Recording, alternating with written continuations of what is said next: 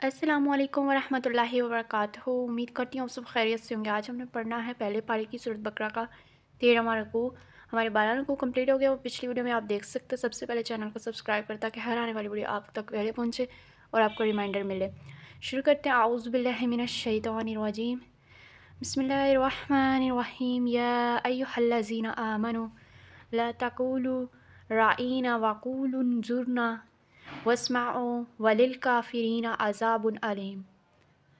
اے ایمان والو، تم راعینا ہماری رعایت کریں نہ کہو بلکہ انظرنا ہماری طرف نظر کرم کیجیے کہو، اور سنو اور کافروں کے لیے دردناک عذاب ہے۔ تو یہ آپ کو سمجھ لینی چاہیے، یہ کیا لکھا ہوا ہے کہ ہمیں یہ نہیں کہنا کہ ہماری رعایت کریں بلکہ ہماری طرف نظر کرم کیجیے، ہم پر رحم کیجیے، ہم پہ رحمت برسائے۔ ما یود الذین کافروا من اہل الکتاب ولا المشرکین ان ینزل علیکم من خیر من ربکم واللہ یختص برحمتہ من یشاء واللہ۔ اہل کتاب میں سے جن لوگوں نے کفر کیا نہ وہ پسند کرتے ہیں اور نہ مشرکین، اور اللہ تعالیٰ اپنی رحمت کے ساتھ جسے چاہتا ہے خاص کر لیتا ہے، اور اللہ تعالیٰ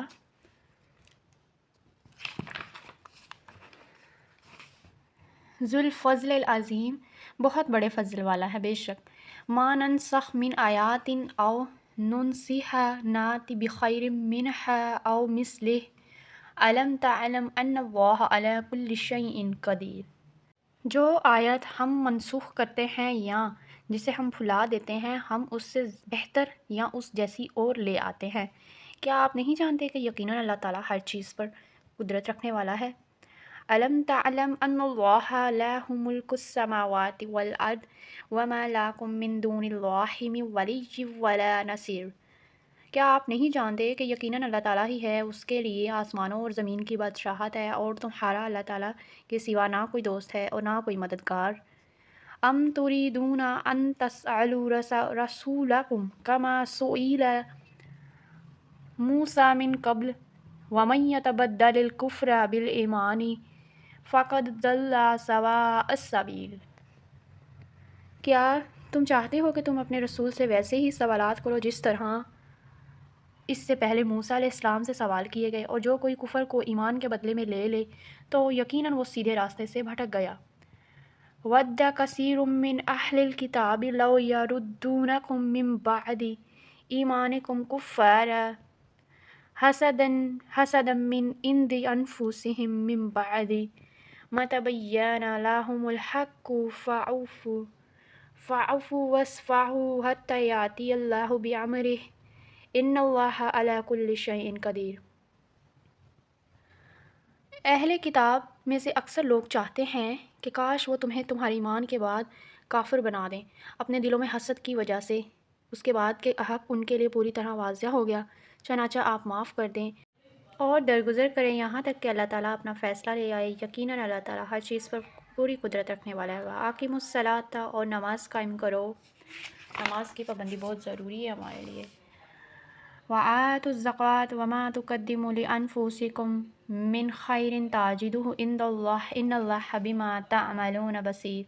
اور زکوٰۃ ادا کرو، اور جو بھلائی تم اپنی جانوں کے لیے آگے بھیجو گے اللہ تعالیٰ کے ہاں تم اس کو موجود پاؤ گے۔ یقیناً جو بھی تم عمل کرتے ہو اللہ تعالیٰ اسے خوب دیکھنے والا ہے۔ وَقَالُوا لَن يَدْخُلَ الْجَنَّةَ إِلَّا مَنْ كَانَ هُودًا أَوْ نَصَارَىٰ تِلْكَ أَمَانِيُّهُمْ قُلْ هَاتُوا بُرْهَانَکُمْ إِن کُنتُمْ صَادِقِینَ۔ اور انہوں نے کہا کہ کوئی شخص جنت میں ہرگز داخل نہیں ہوگا مگر وہ جو یہودی یا عیسائی ہو، یہ ان کی تمنائیں ہیں۔ آپ کہہ دیں کہ اپنی دلیل لاؤ اگر تم سچے ہو۔ بَلَىٰ مَنْ أَسْلَمَ وَجْهَهُ لِلَّهِ وَهُوَ مُحْسِنٌ فَلَهُ أَجْرُهُ عِندَ رَبِّهِ وَلَا خَوْفٌ عَلَيْهِمْ وَلَا هُمْ يَحْزَنُونَ۔